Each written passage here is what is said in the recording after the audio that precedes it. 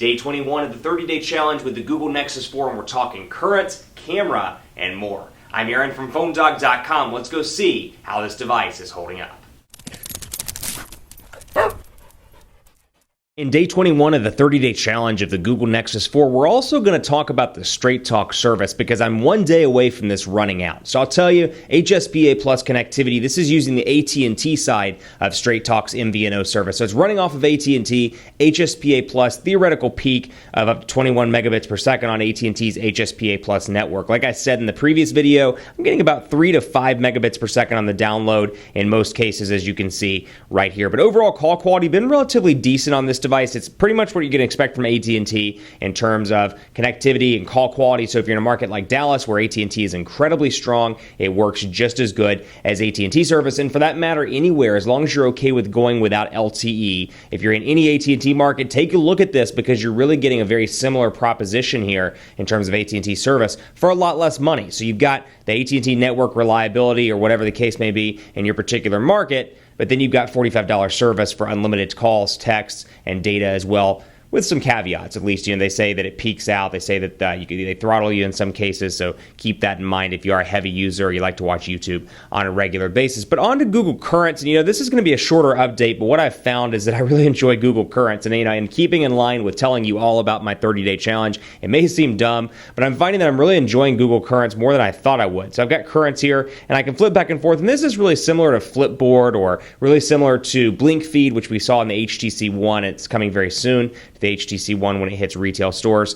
It's really a decent all-around news aggregator for things like breaking news, as you can see here. Images are really clean, the text is nice, and this follows along with the Google Plus update. Android, they've done a pretty decent job when it comes to certain software or certain applications, I should say. One of those is the Google Plus application. It's fantastic. The other one is the Currents application. This gives a whole new look and feel to Google in comparison to what we're used to. Really beautiful, with the fonts look good, the pictures look good, and I've been impressed overall with Google Currents. The other thing I wanted to talk about in day 21, I'm taking more pictures with this. If you follow our Instagram feed at instagram.com/PhoneDog, all those pictures you're seeing on our Instagram feed have been taken with the Nexus 4. So I'm putting the camera to the test for 30 days as well. And I can say the camera, it's 8 megapixels. It's not quite up to par with the Galaxy S3, the Note 2, the One X Plus, now the HTC One most likely, although I haven't given it extensive testing, so I can't say that for sure. But what I will say, the camera images are decent. Just doing this, for example, of the door and the floor. The door and the floor, that rhymes. You've got a couple of different options. The Photosphere option, which we talked about extensively in reviews, dogfights, and more. I don't really see a use for this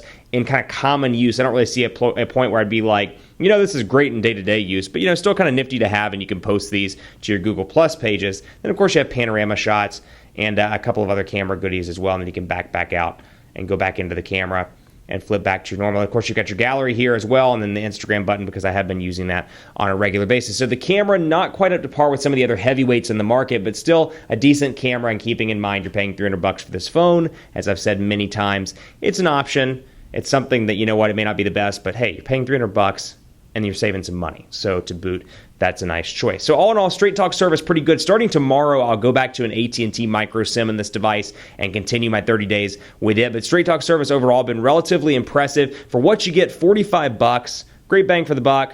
Put on speaker so you can listen to it here. And we'll throw it up here on 611 just for example. And so you can see call quality is exactly what you would expect.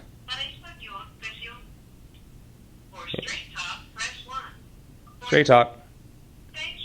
Pretty easy to use, pretty straightforward. The call quality works relatively well. Haven't had any issues with call quality. And then, of course, you get a $45 value proposition, unlimited data, texts, and then calls as well. So for the price point, you really can't beat it. And then there's the T-Mobile option as well. A lot of people prefer the T-Mobile option for the faster HSPA Plus data speeds. So that's something to keep in mind as well. If you're in an area where T-Mobile has rolled out 42 megabits per second, such as Dallas, you may want to try the T-Mobile side of Straight Talk, the T-Mobile MVNO side, as opposed to AT&T. Stay tuned because we've got a lot more coverage coming on the Nexus 4 as part of my 30-day challenge. Let me know what you think on Twitter at PhoneDog_Aaron, Facebook.com/Hi Aaron Baker if you want to hit me up on Facebook, and then, of course, Google+, gplus.to/PhoneDog. I'll be back soon with another update. Until then, hit me with your questions and what you want to see on this device as I round out 30 days with the Nexus 4. Thanks so much for watching, and as always, we'll see you next time.